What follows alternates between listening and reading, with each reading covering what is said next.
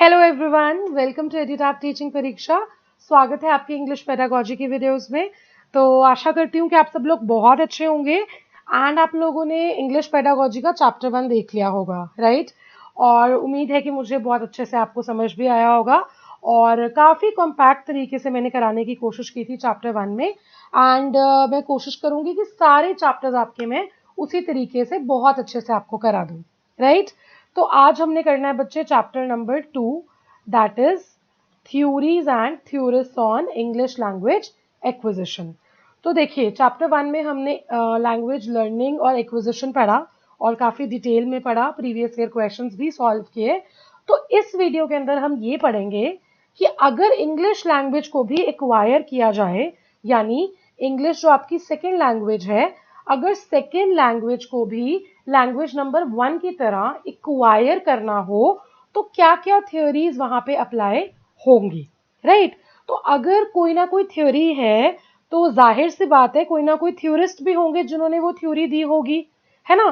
तो कुछ थ्योरिस्ट हम इसके अंदर इस वीडियो के अंदर आज पढ़ने वाले हैं कि जिन्होंने अपना अपना ओपिनियन दिया है सेकेंड लैंग्वेज को एक्वायर करने के लिए। ठीक है जी।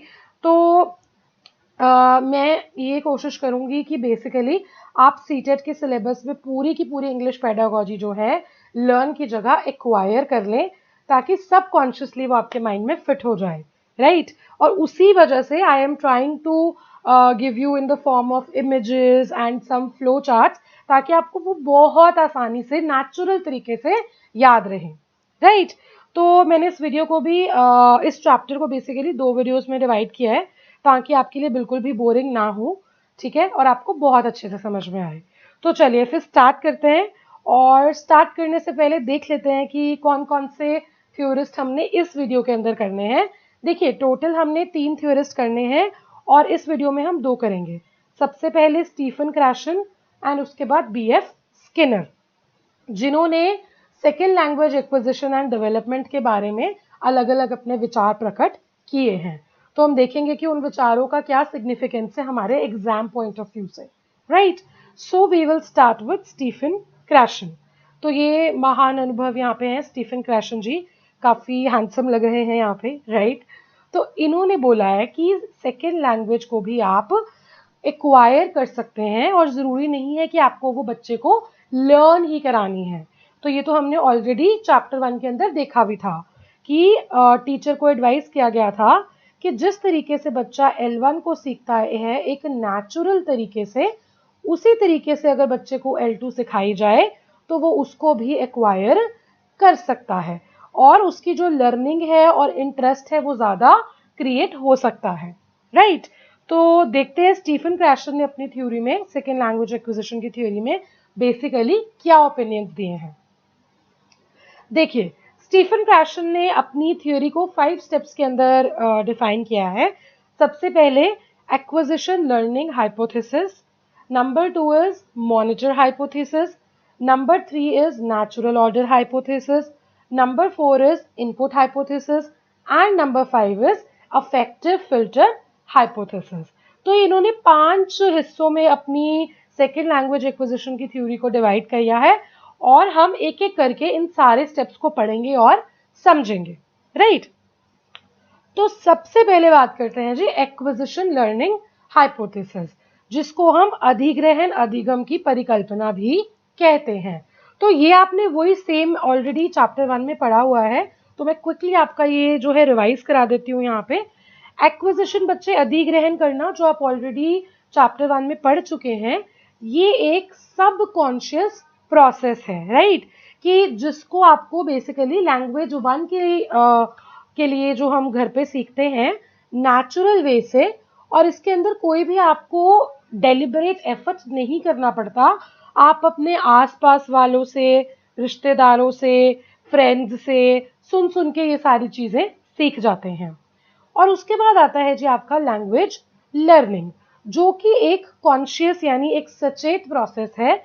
एक फॉर्मल लर्निंग के द्वारा ही आप इसको सीख पाते हैं, यानी आपको प्रॉपर स्कूल टीचर है ना या इंस्ट्रक्टर की जरूरत पड़ती है कि वो आपको लैंग्वेज की लर्निंग कराए, अलग अलग रूल्स बताए आपको, लैंग्वेज की ग्रामर सिखाए आपको, आपके टेस्ट लिए, आपकी एरर्स निकाले और आपको एरर्स की रेमेडी दे, राइट।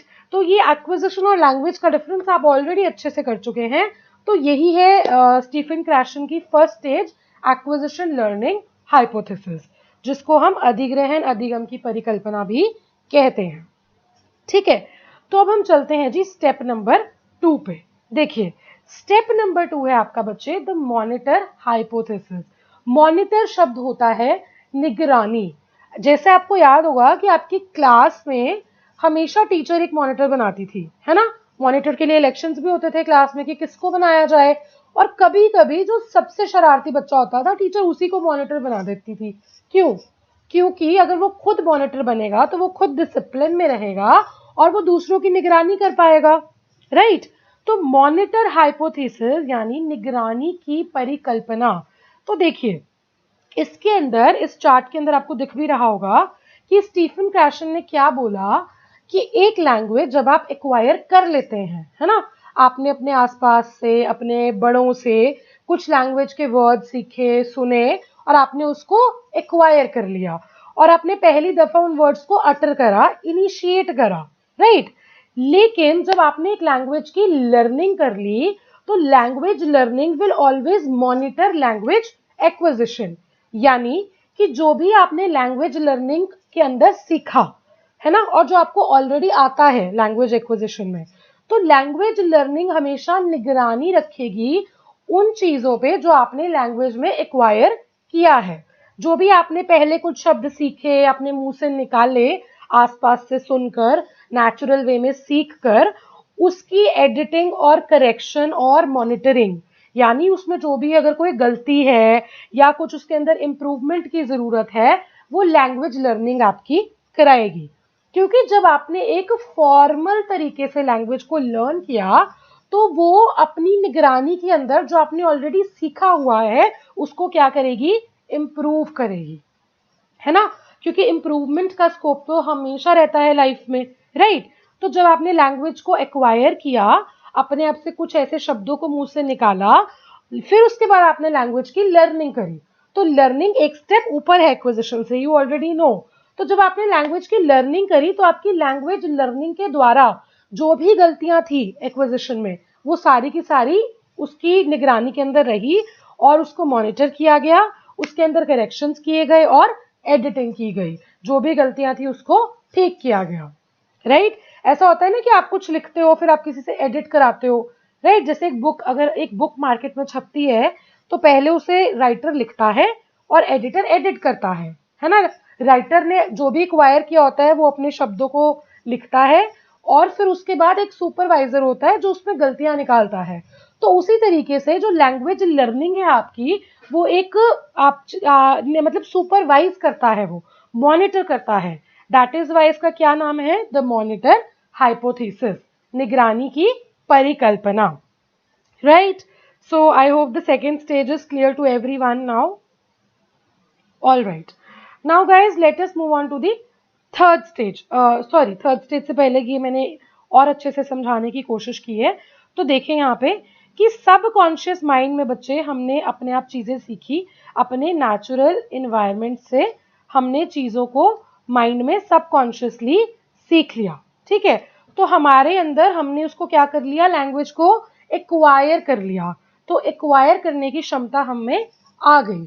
और उसके बाद मॉनिटर, ये देखें जो मॉनिटर हाइपोथेसिस है बेसिकली, जो आपको आता है लर्नड कॉम्पिटेंस से, कॉन्शियस एफर्ट से, ग्रामर रूल से।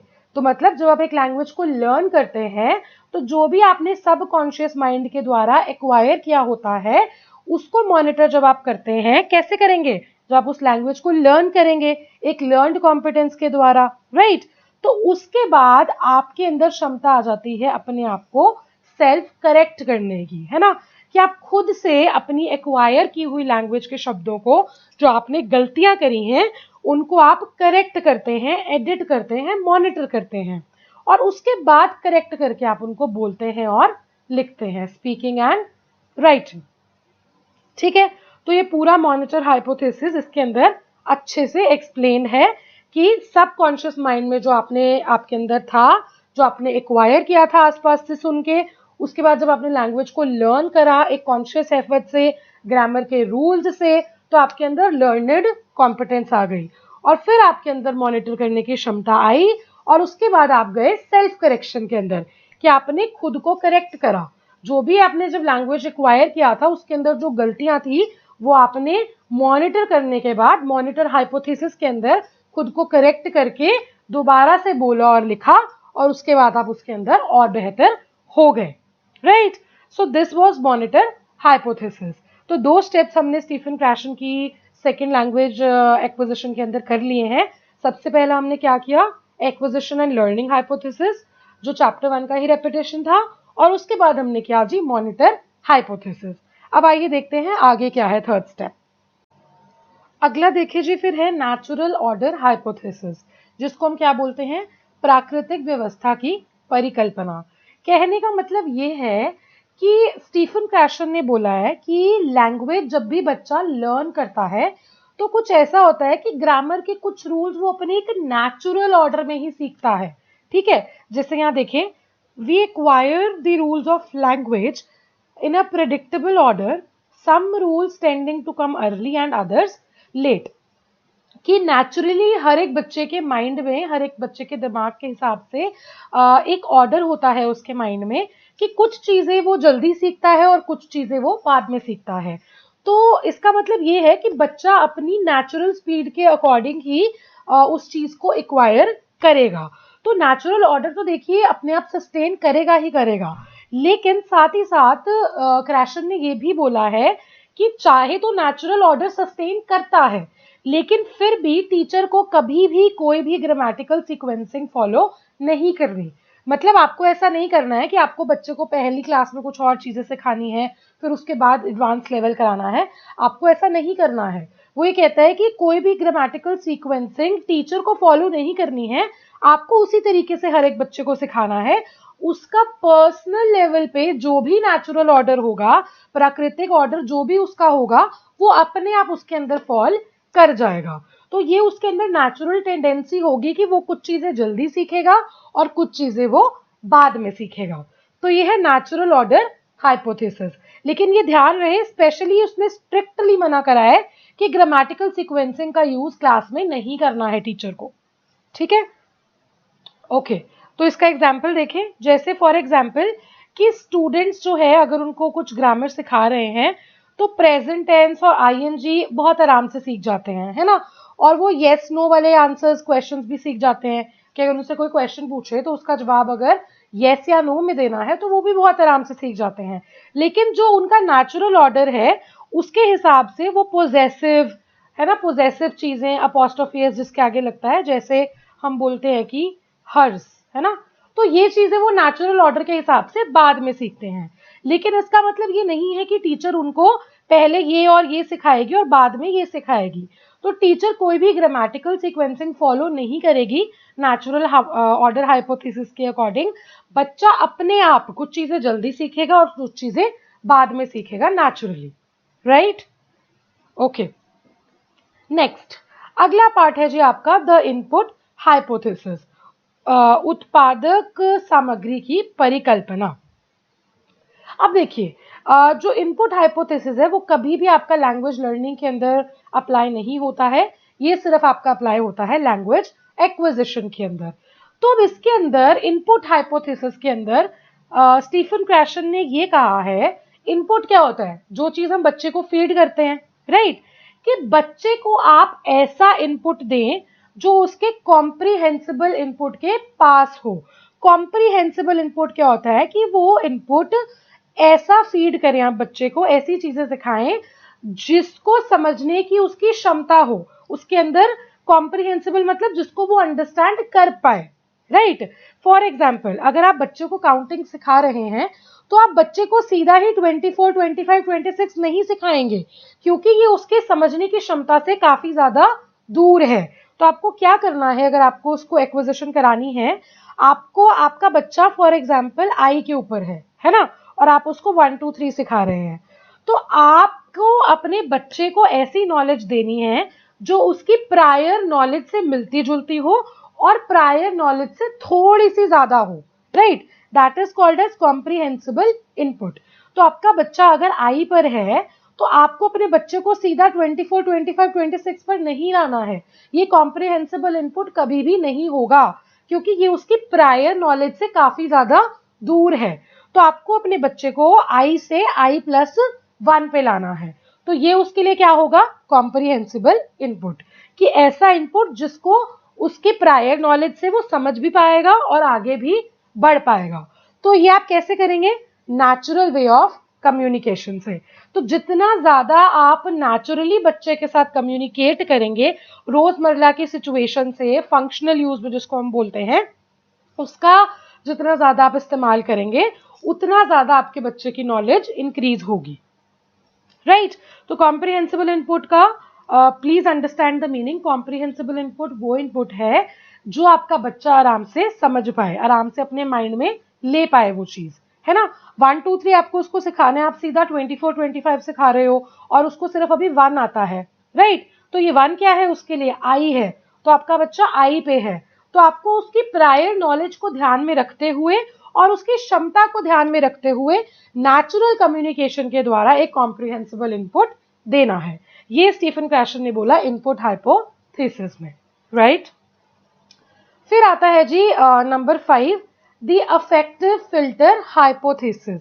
अब देखिए, कुछ बच्चे ऐसे होते हैं, कुछ लर्नर्स ऐसे होते हैं जिनके अंदर लर्न करने की मोटिवेशन, है ना, प्रेरणा, सेल्फ कॉन्फिडेंस, सेल्फ एस्टीम, ये सब कम होता है और एंजाइटी सबसे ज्यादा होती है, मतलब घबराहट, lack of patience, low confidence, ये सब चीजें ज्यादा होती हैं। तो ऐसे केस में लर्नर के साथ क्या होता है, जो ये आप येलो लाइन के साथ देख रहे हैं, लर्नर के साथ क्या होता है, एक उसका फिल्टर एक्टिवेट हो जाता है और वो फिल्टर हाई हो जाता है अगर उसकी एंजाइटी ज्यादा है और मोटिवेशन और सेल्फ कॉन्फिडेंस लो है। तो उसके अंदर कॉम्प्रिहेंसिबल इनपुट लेने की क्षमता कम हो जाती है और उसकी नॉलेज जो है उस लेवल पे गेन नहीं हो पाती, क्योंकि ये जो फिल्टर है ये ब्लॉक करता है कॉम्प्रिहेंसिबल इनपुट को उसके ब्रेन तक पहुंचने के लिए, राइट। लेकिन ऑन दी अदर हैंड, अगर लर्नर के अंदर इच्छा शक्ति, एक मोटिवेशन लेवल ज्यादा है, सेल्फ कॉन्फिडेंस ज्यादा है और एंजाइटी और टेंशन और पेशेंस लेवल भी, मतलब एंजाइटी और टेंशन कम है और पेशेंस ज्यादा है, तो ये जो पीली लाइन आप देख पा रहे हैं, ये फिल्टर उसके अंदर अपने आप ही कम रहता है और उसकी वजह से कॉम्प्रिहेंसिबल इनपुट का उसके ऊपर ज्यादा अच्छा इफेक्ट होता है और वो नॉलेज जो है ज्यादा गेन कर पाता है और उसके अंदर एक्विजिशन ज्यादा हो पाती है सेकेंड लैंग्वेज की, राइट। तो ये है जो आपका इफेक्टिव फिल्टर हाइपोथेसिस। तो आपको बस ये याद रखना है कि उन लोगों में वो फिल्टर जो ये पीली लाइन के द्वारा यहाँ पे दर्शाया गया है, उन लोगों में वो फिल्टर हाई होता है जिनके अंदर डर और एंजाइटी ज्यादा होती है और खुद पे ट्रस्ट कम होता है। तो इसी वजह से वो जो कॉम्प्रिहेंसिबल इनपुट है उसको वो नहीं ले पाते, अपने ब्रेन तक नहीं पहुंचा पाते, क्योंकि ये फिल्टर उसको क्या कर देता है जी, ब्लॉक कर देता है, राइट। चलिए, तो आपको ये ध्यान रखना है कि जब एक्टिव उनका जो फिल्टर है वो ज्यादा होगा तो अपॉर्चुनिटीज होंगी जो लर्निंग की या कॉम्प्रिहेंसिबल इनपुट को अटेन करने की, वो क्या हो जाएंगी, कम हो जाएंगी, तो वो डिक्रीज हो जाएंगी। तो ये बेसिकली क्या है, इनवर्सली प्रोपोर्शनल है, right. Inversely proportional, you should know this term, क्योंकि इनवर्सली प्रोपोर्शनल होता है कि उल्टा, ठीक है जी। तो ये देखो, ये वही डायग्राम दिया हुआ है कि कॉम्प्रिहेंसिबल इनपुट ज्यादा है लेकिन अगर फिल्टर है तो उसके ब्रेन तक वो पूरा का पूरा कॉम्प्रिहेंसिबल इनपुट नहीं पहुंच पाएगा। बहुत छोटा सा एग्जांपल देती हूँ मैं इसका। For example, I stay on the white screen for this. हाँ जी, फॉर एग्जांपल कि आप, ये आपका पतीला सा है, आप इसमें चाय बना रहे हैं, ठीक है। फिर उसके बाद आपने क्या किया, चाय यहाँ पे बन चुकी है, उसके बाद आपने क्या किया, आप इस केटल से चाय को इस कप के अंदर डाल रहे हैं, ये छोटा कप है, राइट। और आप यहाँ पर एक, आपको याद होगा कि आप घर में छाननी का इस्तेमाल करते हैं, है ना। तो ये जो पूरी की पूरी चाय होती है वो यहाँ पे ट्रांसफर नहीं होती, हम उसको क्या करते हैं, फिल्टर करते हैं। और क्योंकि हम उसको फिल्टर करते हैं तो उसके अंदर जो चाय पत्ती होती है वो यहाँ रह जाती है, तो पूरा का पूरा यहाँ पे कॉन्सेंट्रेशन जो है कंपैरेटिवली कप के अंदर कम रहता है ना। तो यही यहाँ पे इस एग्जाम्पल के अंदर मैंने आपको इसीलिए शो करा है क्योंकि यहाँ पर भी यही है कि कॉम्प्रिहेंसिबल इनपुट का जो अमाउंट है वो कम हो जाएगा ब्रेन में अगर यहाँ पे फिल्टर लग जाएगा। तो ये बेसिकली आपकी चाय है और ये छाननी है और ये फिर बची हुई चाय है कप के अंदर। राइट, समझ में आया? चलिए, बहुत ही बढ़िया बात है, आपको ये समझ में आ गया है। तो अब हम चलते हैं जी अगली थ्योरी पर, जो है बीएफ स्किनर की थ्योरी लैंग्वेज एक्विजिशन के ऊपर। स्टीफन क्रैशन 5 स्टेप्स में अपनी थ्योरी को समझाता है, जो हमने ऑलरेडी समझ लिया है। तो अब हम बात करेंगे बीएफ स्किनर की थ्योरी की। ये यहाँ पे बीएफ स्किनर साहब है, जो आप देख पा रहे हैं पिक्चर के अंदर, अपने ड्राइंग रूम में मस्त बैठे हैं सोफे पे, और ये हम लर्नर्स हैं जो इनके दिए गए ओपिनियंस और थ्योरीज को समझ रहे हैं। राइट, चलिए। तो बच्चे, बीएफ स्किनर ने कहा है कि लैंग्वेज हमेशा लर्न की जाती है, ठीक है, और उसने ये भी कहा है कि जो लैंग्वेज की लर्निंग है बेसिकली वो इन्वायरमेंट के ऊपर डिपेंड करती है। अगर आपके आसपास इन्वायरमेंट अच्छा होगा तो आपकी लर्निंग अच्छी होगी।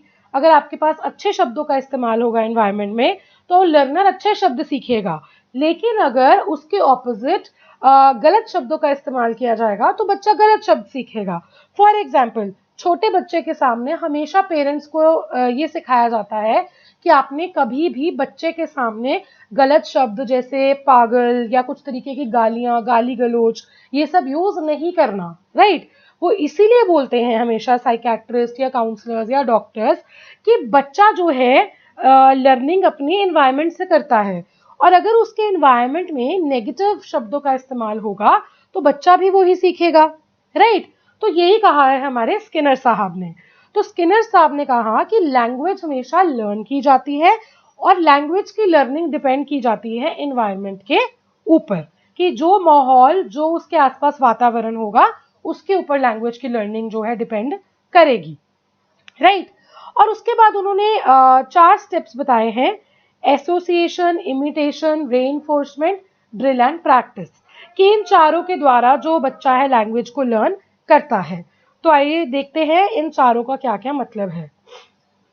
सबसे पहले बात करते हैं एसोसिएशन की। तो सबसे पहले बीएफ स्किनर ने कहा एसोसिएशन मतलब, सबसे पहले तो आपको मैंने बता दिया है कि लैंग्वेज लर्न की जाती है और एनवायरनमेंट के ऊपर लर्निंग डिपेंड करती है अकॉर्डिंग टू बीएफ स्किनर। फिर स्किनर साहब ने कहा कि एसोसिएशन से बच्चा बहुत सारी चीजें सीखता है, यानी साहचर्य मतलब कि कोई भी चीज का अगर आप लिंक या कनेक्शन जो है बच्चे के साथ डेवलप करते हैं तो वो उन चीजों को जल्दी से सीखता है। फॉर एग्जाम्पल, अगर आप बच्चे को ऐसे साइकिल दिखा के कि बच्चा ये देखो ये क्या है, साइकिल है, फिर आप उसको फुटबॉल दिखाएंगे कि बच्चा ये देखो ये क्या है, फुटबॉल है, तो जब आप उस चीज को ऐसे डेमो देंगे, जैसे मैं बच्चे को दिखाऊंगी कि बच्चा ये देखो ये मोबाइल है, राइट, ये पेन है आपका, ये लैपटॉप है ना, ये फुटबॉल है, ये साइकिल है, तो इस तरीके से अगर आप बच्चे का लिंक डेवलप करेंगे, एक कनेक्शन डेवलप करेंगे, तो वो एक एसोसिएशन डेवलप कर लेगा अपने माइंड में और उसको आराम से पता लग जाएगा, अच्छा इस चीज को ये कहते हैं। राइट, तो यह है सबसे पहला चीज, एसोसिएशन, एक लिंक डेवलप करना, एक कनेक्शन डेवलप करना, ताकि बच्चा अपने दिमाग में क्या कर पाए, रिलेट कर पाए। राइट, नंबर 2 है जी इमिटेशन, जिसको हम बोलते हैं नकल करना या फिर कॉपी करना, है ना। आपने ये भी देखा होगा कि अक्सर बच्चे ने अगर कोई वर्ड सीख लिया या सुन लिया है ना अपने आसपास से, फॉर एग्जाम्पल बच्चे ने अपने आसपास से एक वर्ड सीख लिया बेवकूफ, तो बच्चा क्या करता है, बच्चा उसी की नकल उतारता है ना।